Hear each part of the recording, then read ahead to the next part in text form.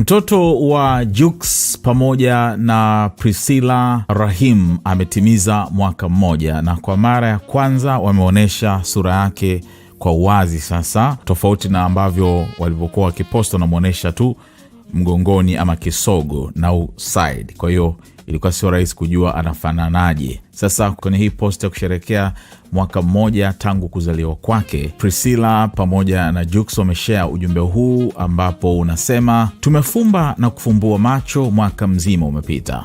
Kwa mtoto wetu mpendwa, kukuona ukikua imekuwa ni baraka kubwa zaidi kwetu. Wewe ni mtoto mtukutu kwa namna ya kupendeza, mwenye furaha na akili nyingi.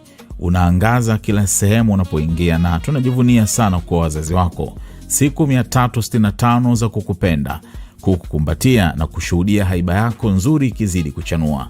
Una shauku kubwa kujifunza, umejaa furaha, una akili sana na umejaa uhai. Kila siku unaifanya kuwa bora zaidi kwa kuwa tu wewe. Hatuamini jinsi unavyokuwa haraka, mwanga wetu mdogo wa jua. Tunakuombea maisha yako yajazwe na furaha nyingi kama ile uliotupatia katika mwaka huu mmoja uliopita.